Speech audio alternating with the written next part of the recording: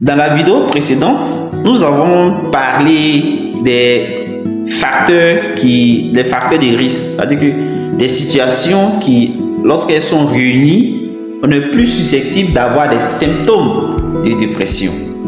Dans cette vidéo, nous allons parler des signes qui vont du stress à la dépression. Parce que la dépression, c'est le supérieur du stress. Mais ces signes-là sont nombreux et changent d'une personne à une autre. Le premier signe, c'est l'irritabilité, c'est-à-dire que le fait de se fâcher pour un rien, tu te fâches. Ou bien la phobie, tu as peur de certaines choses, tu as peur de la présence d'une personne, ou bien tu as peur d'être dans une maison fermée ou bien dans un groupe. Là, lorsque tu vois ces signes, il faut te dire que tu es en train de faire probablement une dépression. La 2, on a la palpitation. La palpitation, c'est le fait que quand tu es en face d'une situation, ton cœur commence à battre rapidement.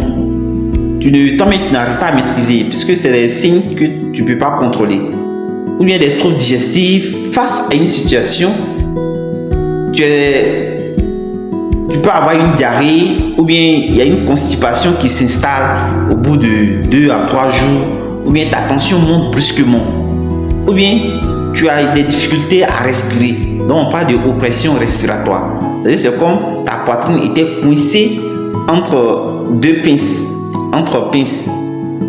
Ou bien tu as une perturbation de tes hormones. Cette perturbation, surtout chez les femmes, elle peut avoir ses règles, ses menstrues à l'instant T. C'est-à-dire qu'elle vient de voir ses menstrues, mais quelques temps après, comme elle est en train de faire une dépression, donc elle peut voir encore ses menstrues. Ou bien chez une personne qui mange beaucoup, ou bien qui n'a même pas faim. Le fait, d'habitude, tu mangeais normalement, mais maintenant, tu n'arrives plus à manger, ou bien tu manges beaucoup. Donc, pas de boulimie. Dans ces cas, tu es en train de faire probablement une dépression. Il faut consulter. 3, nous avons l'insomnie. Le changement dans ton rythme de sommeil. Par exemple, la nuit, normalement, tu dois dormir. Maintenant, il se trouve que la nuit, tu n'arrives même pas à dormir. C'est au réveil, au moins que les gens doivent se lever pour aller à leur travail, pour aller à leurs occupations quotidiennes. Toi, c'est maintenant que le sommeil commence à s'installer chez toi. Quand tu vois ces signes, soit tu es en train de faire une dépression.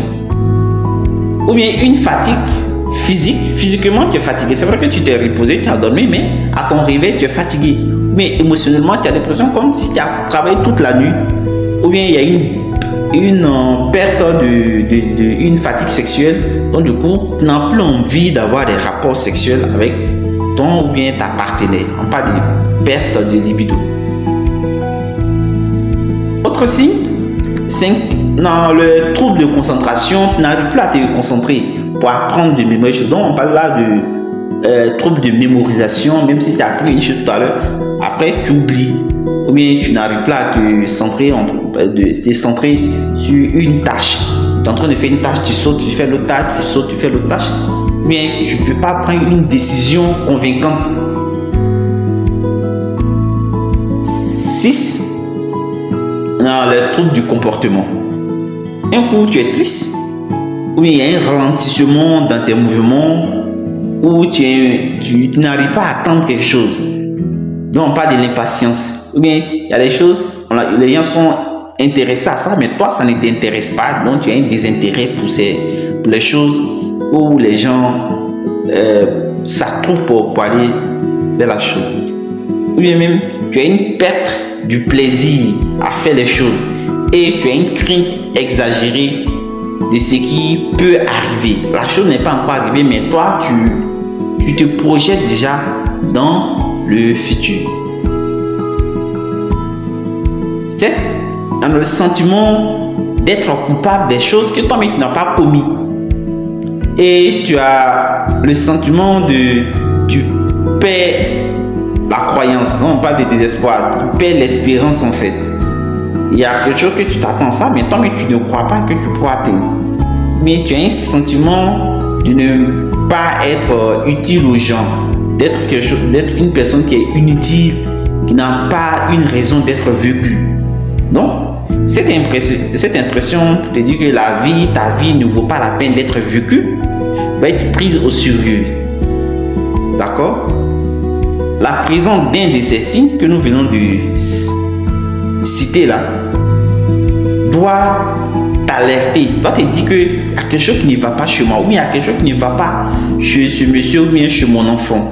Donc il faut consulter un médecin ou un psychologue qui a la compétence de rentrer dans l'esprit de la personne, dans les sentiments de la personne pour faire ressortir la cause de cette dépression. Et tout traitement chez le médecin doit viser à supprimer les angoisses, c'est-à-dire que ces peurs excessives, les signes que nous avons cités très haut, ou bien à obtenir une qualité de sommeil, ou bien avoir une alimentation saine et bien équilibrée. Car dès que nous atteignons ces buts-là, la remontée de la morale devient une question de temps. Si cette vidéo vous a plu, n'oubliez pas d'activer la cloche de notification pour ne pas manquer l'autre vidéo, la vidéo prochaine sur la dépression. À très bientôt.